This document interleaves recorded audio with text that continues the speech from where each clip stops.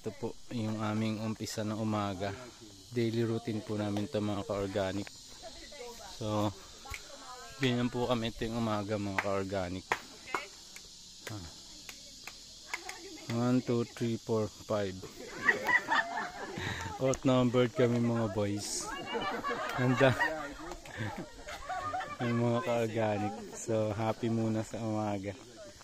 And then, when we finish our play, that's the time we start. Look out the mountain view. Okay, that's it. Okay there. So, thank you. We'll go back na lang sa green. So, this is the green room. We have the white there. And we also have a classroom there. So, we will be moving different places today. And we will also go to the other side below white, which is the bathroom, the one that you guys did yesterday. So we will be moving around. So next, the first place is the green first. So we will do a recap of yesterday. So you guys will have more clarification. Okay, thank you. Thank you so much for the place. Yan mga ka-organic, tapos na po kami. So magsisimula na po tayo mga ka-organic sa paggagawa. Maraming salamat mga ka-organic. Huwag po kayo magsawang mag-like and share ng ating mga videos. Like and share. Super Simon, psychedelic po yan kagabi. So ito na po tayo mga ka-organic.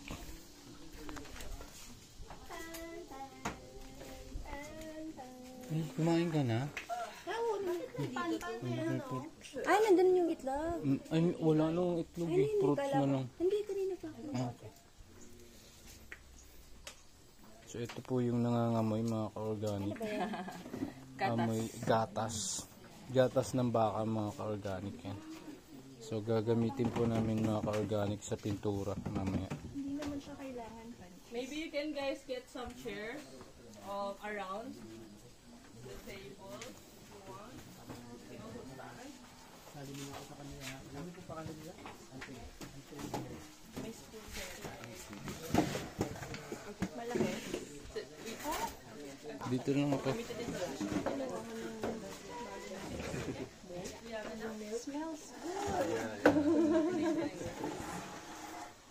Oh, tama yun. good. Morning. Hi, good morning. You lost the game. I missed the game, but I did not miss the uphill. Yeah, I want to know where to miss now. Okay, are we all here? Okay, clap muna tayo. So we'll be in sync. 1, 2, 3. Yeah. Yes. So before we continue, I want you guys to think of what we did yesterday. Maybe something that new or something you like to share, something you remember. So just to recap. And then if there's something that we didn't, it's not sure or not clear, and then you can actually ask the question now. So, and every one of you will actually think of something that we did yesterday. Or a topic in the presentation. Ano nangyari kahapon? May nangyari ba kahapon? Yeah, there's a lot. Did we do anything kahapon? Paano gumawa ng flour paste? O, paano gumawa ng flour paste? Yung So, what did we do? regular muna na water. Okay. Imimix sa flour. Mix of flour. Tapos, sunod, unti-unti yung Hot hot water. water. Hanggang sa You maglapot. make yes. So, we did a flour paste yesterday. So, the first thing what we did is a regular flour, which we have here. So, this one, sira na siya, kaya ginamit na din natin. May mga bukbuk, no? So, this is a flour, wheat flour. So, you put Suka? water, small water, and then after that, you pour hot, freshly boiled water. So, really hot water. And then you keep stirring up until you got this. So, remember?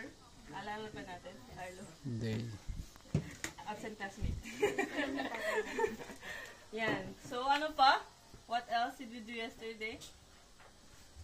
We mixed crushed rocks to make Yes. pigments.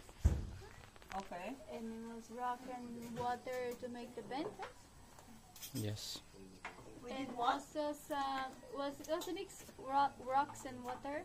Rocks and water. So you crush these soft rocks. These are soft rocks, right?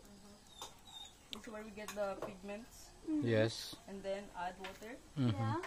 and I also added in my mix the flour, but I'm not sure if I could. you did? I think you did. Yeah. Most of you I guys. wanted to make it creamier. So do you remember the proportion of the flour to the rock powder? It's 20 to 25% Nice. of gao-gao. Tama. Right. So 20-25%. So 20 rock, 25 No, it's the flour. The flour flour is mixture. 25%. 25. flour Yeah. is of the total. Yeah. So what we did, so that's the other part of the paints that we did, because we also did the clay paint, right? But for the rocks, yes, 75% of the powder, and then 25% of the flour. Alright. That's just like something that you can work, add and minus. Yeah. Okay. I What have a else? question. Uh, About the floor, you said yesterday something about the gluten, but I miss it. Ah. It's better with more gluten or Yes. it's worse? More gluten is good. It's good. Okay. Yes. So there are flours that less gluten. Yeah. So that's a weaker paste. Okay. Because the gluten helps adhere now. That's for wheat, but for other, it doesn't matter also. Other flours without gluten works also. So you but can they use work differently. rice flour. Yes. Sticky rice, not Sticky rice. Okay. And also, maybe that topic because most of the flours that high in wheat are the cheapest, the Yep. less processed. Any more? Ano pang naalala and- natin? Can I just clarify? We did the mud paint. We did mud paint. Mhm. That one was the mix, the slurry with paste. Mhm. Right? That was not spring. What was the percentage of that? Was it 25% flour. 25. Pa rin. So, Yes. and then there was another percentage that was lower. Sorry, the cow manure. The cow manure. Yeah, I mean, it doesn't matter if you put it or, Okay. You don't. but then, like I always say, what I'm giving you the proportion, don't stick to it. It's not a Bible, you know. You can actually like add and subtract it. Doesn't matter. Sometimes you want a deeper green, you add more cow manure. If you want less fiber, then less cow manure. It's up to you. But then the proportion of the flour is the one that It's always 20 to 25. work with that. And the number is 5%. Yeah, that's what I work with. Thank you. Another for Carlo to know also is we make a slurry, and also you can also make a mix without the flour, only the manure and all, right? Apo. We do that. So, kahapon, I mean, we didn't actually like talk about the cost, right? But sometimes if you're very conscious about costing, the most expensive here is probably, we didn't talk about the milk yet, but with what we did, the flour. If you're gonna buy the flour, that's the most expensive. So when you use the least expensive, it's usually the cow manure. Kasi it's free if you have it in your backyard or in your farm with clay. Or sometimes we can also use the cow manure itself, this is cow manure All texture texture. without the clay. So it's very water resistant. It actually drips. It actually bubbles. It doesn't, right? It doesn't absorb too much. It doesn't penetrate. It sheds water. Mhm. Sheds water, the cow manure. It doesn't like, kapag brush mo siya, it doesn't come off too much. Okay. But we can still make either cow manure in the clay, Clay, yes. or cow manure in the flour. Yes. So you can play with that formula. And this one is the cow manure clay. Mhm. Cow manure clay na paint. So it's brown and then green fibers. So you can we can do the sponging later. I'm gonna show you. Ano pa? Any more from yesterday? So recap lang to Exam tayo mamaya. Walang certificate.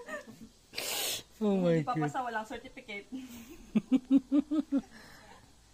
Failed. To make the base, you need to create a mix of slurry first and then sieve it. And For put the clay, the- for the earth. So for paints, you don't want too much big chunk kasi it will drag the whole thing and it will damage your paint.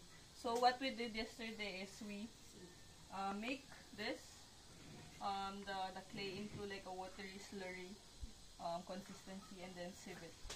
And then that's your clay slurry. Ano pa? Oh, the flour required. Maybe the others should talk kasi did you say Sino pa? Maybe Kat. Can you share?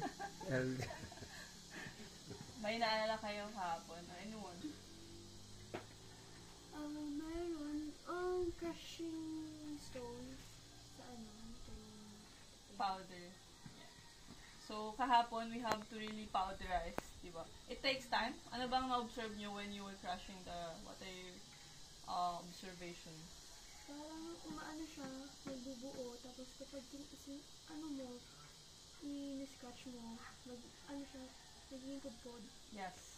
So, yung mga rocks natin na to, it's actually not a typical rock. Diba? It actually like turn into a bath. Excuse me. Of a pressure and water. So, this is like similar to ochre ng mga pigments. So, this is locally from Lukbuan. I mean, Palawan. So, any more? Ano pa napag-usapan natin kahapon?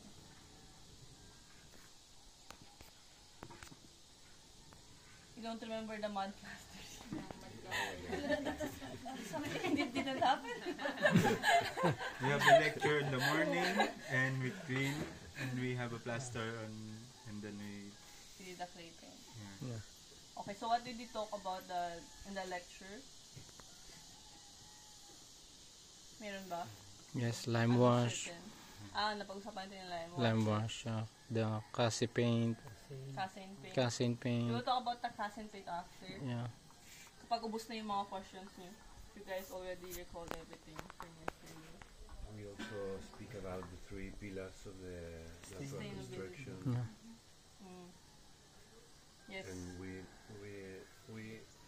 we have cow manure in our feet. We saw that. Yeah, don't worry. Some Yes. of us, just there. First time? You went there. Yes. So, we did the mixing by our feet. Diba? Yes. So, do you remember the proportion of the plaster that we did? The Two. clay and sand 2-1. and then fiber. Or one is One, orange. one, one, 1-1. 1-1. Oh. with So- fiber and with cow manure. Yes. So, I showed you the test. Alala niyo ba yun? Do you guys remember? I Yes. showed you the proportion of the pure clay, and then the clay with sand, and then clay with more sand. So like 1, 0, 1, and then half sand, and then 1, then 1. And we chose which one is the best. And you pick the 1-1. Yeah. Remember? 1-1. With fiber and cow manure. Cow manure. Because it has less cracking Yes. and less dusting as well. So yes, we did that and we step on it, or you just step on it. There's only 3 of them. We watched them step on it. I remember that. But basically it's the same thing as the first coat, but more sand. And more watery, as you Yes, mentioned. more watery so you can easily apply. Ano pa? It can also be applied by hand and by Yes, trowel. you can also apply it by hand. I asked you to apply it by hand because it's still your first time, most of you. So you can feel the bumps and the different surfaces. Mhm. Yun. What did you notice about the fiber? The fiber are a little smaller than the usual. The first coat. Yeah, the first coat. So yung Wattle and Dove that we used is more larger fibers. Yeah. Longer fibers. But the plaster that we did kahapon is Short, yeah, chop fiber. Chop fiber, more water in the mix, and then come on your. and then kawan. Yeah. Any more? Wet the wall. Yes. Ah, yeah, Also wet the wall. So when we do any plastering for earth, we have to wet it first. Why is that? So that it can kumapit yung Yes. it stick Yeah, the addition. Dapat tayo sa English yun. Yeah. Very sorry. For the plaster to adhere to the wall. Yeah. I-feel nyo na yun, na-feel ko. For the plaster to adhere to the wall, you have to create the key, Yeah. the rock surface first. You have to wet it first. You have to make sure that it's not moving. Yeah, that's the Not key. too It's wet. not too wet. It has to be stiff, but you have to make sure that it's wet so the plaster that you're putting will not delaminate Yeah. or to peel off. Yep. Ano pa? Perhaps when we're painting higher surface, we use taller guys. It's important to have a taller guy in your team. Yes. It's okay. We have. Yeah. And shorter ones. If the Don't roof forget is the Filipino. yes, if the roof is use Filipino. Very low. We use the kids. Yeah. They are very big. So that's important. What also did you notice about the group effort? Does it make it faster? Yeah, it make faster.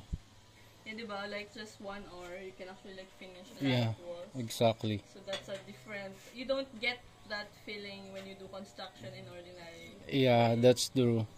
But when you do it with community or a group of friends, it's different feeling. It's like play. Did you feel that? Yes.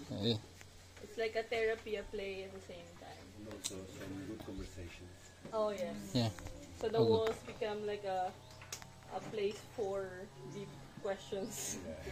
Life, inner works. A good connection from the worker and from the wall, you know. Yeah, that's a good thing. But I think it's important because this energy, you are constructing something and you are putting your energy and the thing that you are constructing. So it's life there. Yes. Exactly. Maybe another reason is because we're not very conscious about the smell, about something that's toxic, right? So everything can actually like touch you, but then you're not worried about it. So it's so easy for you to talk about things more important. That's what I noticed when I'm working with it. I'm not really concerned about those things because I don't feel like I'm getting chemicals and all that. So, Yeah, you have some ano pa? questions. I have a question. Is it possible to tell more about, the 3 pillars of sustainability? Yes. Like quickly. I want these guys to talk about it. Thank you. Guys, you was the first. I just remember the title. I just remember the title. Says right? Is it the land? Of course, it should be Land, environment. land yeah, and community. And Environmental. Something about economics also, no? Basta the last one is spiritual. Yeah, spiritual economics. yeah, it should What be did you, what's the second? Social. Human being. human social, being social. Social sustainability. And then the third, That's economic. economic and is and is. No, I'm not cheating. I am just. Okay, so the first one is social, environmental sustainability. Yeah, And environmental then, or land. system. And then second is the human or social sustainability. And the third is the economic Oh, yeah. or spiritual sustainability. So bakit kaya, do you guys want to elaborate why? May exam tayo later, right? So why natural building or natural plastering is actually important for the land or the environment? It's because it doesn't create toxicity after you use it. It doesn't use too much energy to produce it. It doesn't consume a lot of fossil fuels to actually create this. And also, for the second is it's not toxic for the human being, so it doesn't create problems for the workers, the homeowners, and as it doesn't create allergies or anything that's chronic. And the third is economic sustainability. It's economic or spiritual, because when you work with natural materials, you're actually enhancing the spirituality of the human being as well, because you're enhancing the creativity, all this intuitive knowledges that's coming out. At the same time, it's economic because you're putting the value to the human being.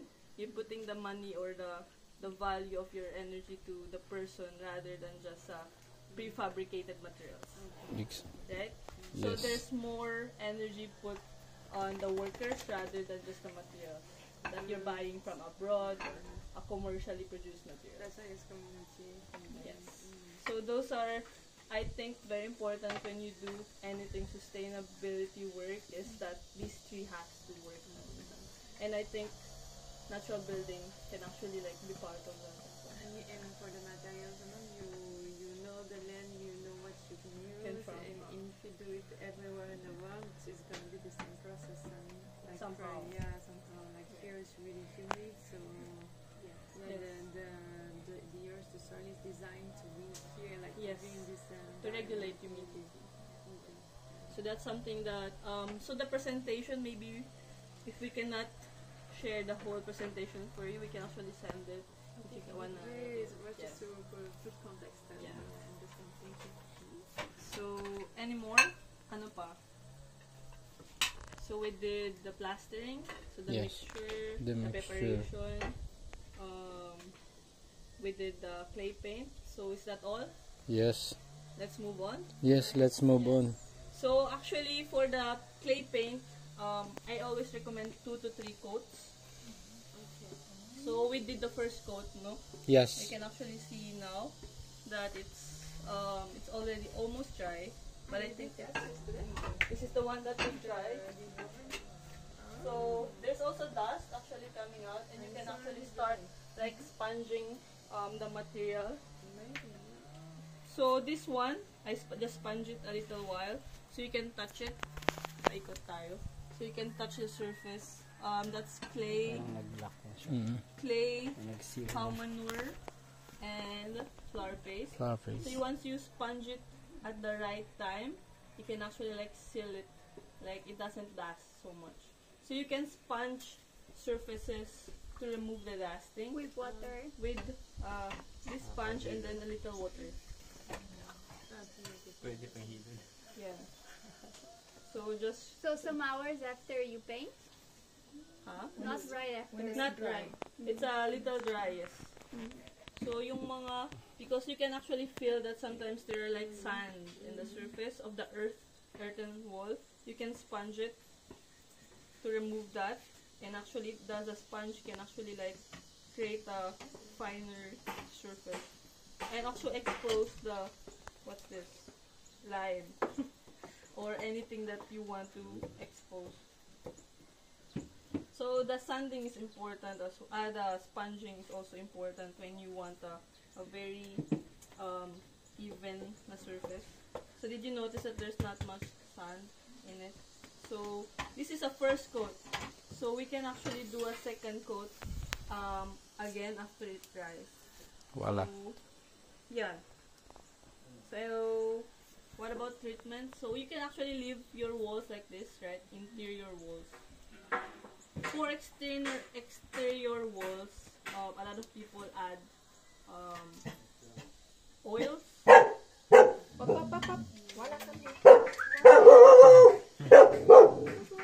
There's a new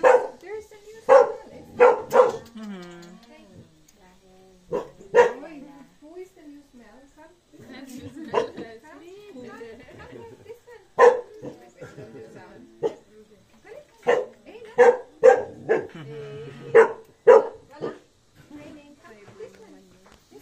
Siwala. Mga ka-organic siwala po. May iba kaya ang possible na abuse ng tissue? Maliban sa Sa gogo po. Ako po, ginagamit ko po yung pinakuluan na paa ng manok eh.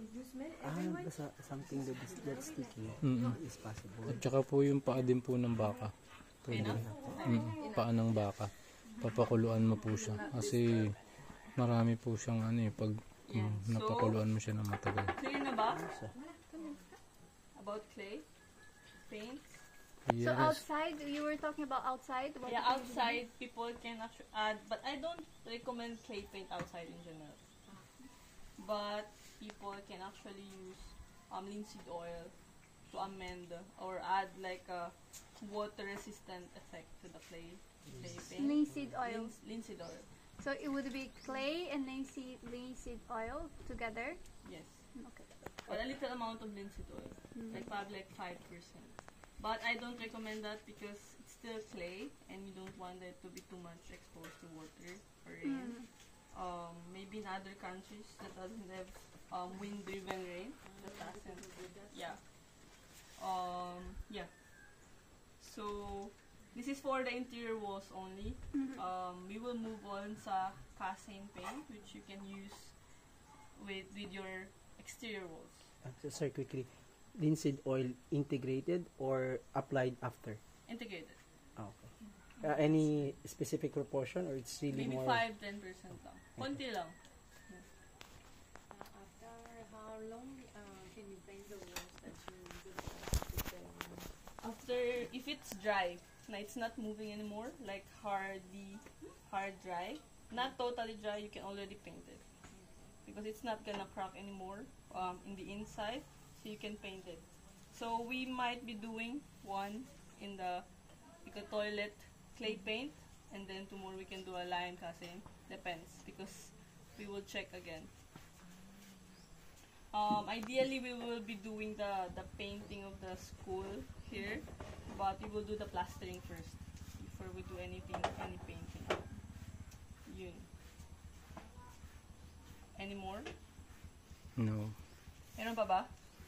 So, pag-usapan natin yung lime. This is the hardest thing to comprehend for a beginner for sure. So, for the question, this is casein. This is the smelly portion of the milk. You can stand up if you wanna look at it. Cheese. It's basically the cheese in the milk. How long is this?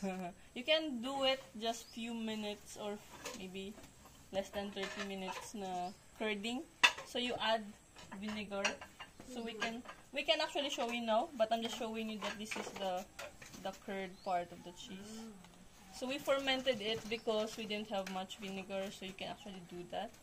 But to separate the protein of the milk, you can actually use the trick of using vinegar and acid to separate them.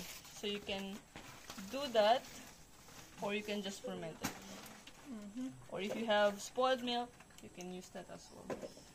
This is spoiled powder. Parang yung waste. So ito, sira din siya. So this is the so the question kanina. Also pala, I just wanna remind you guys that if you have questions, try to remember that, and you can ask when people are all listening, because I think it's important that when you ask the questions, all of you will be listening to the answer, so I don't have to keep repeating.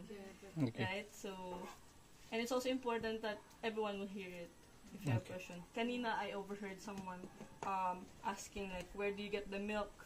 So, the milk, you can use yung mga fresh milk, of course, because it has more fat protein. Durugin ko lang. Yan. But, we use the cheapest milk in one project, and it didn't curd. Why is that? There's not much fat.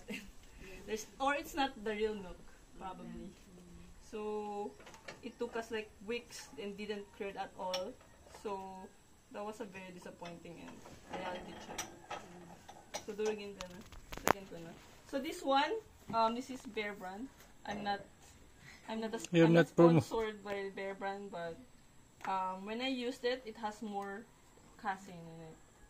So, you can use that. you're lucky if you have like a dairy farm close to you, which most provinces have. Ayan. So, durugin lang. So, ito, nasira siya, or it got wet, spoiled, somehow. Yeah. Actually, the insects may expose to the plastics and then they just go bad without us noticing it. The thing about casein paint, it's edible. So, animals love it. So, I lost a lot of milk from dogs. When I leave it in a table, and they will actually reach it and eat it. So, careful with that. And sarap. Joke. Yeah, actually smells milk. So this casein or this curd is what we call the quark. Yesterday you asked the question. So I might interchange them terms. Just say quark or casein. Pwede na yan. So yung solid part is the one that we need. So we have to strain it. That will show you how quickly you can do it without fermentation. Just by using vinegar or calamansi, lemon if you have a lot. This used to be a fresh milk? Ito po siya. Same. Okay, Same. but then you had it Fermented. fermented. Okay.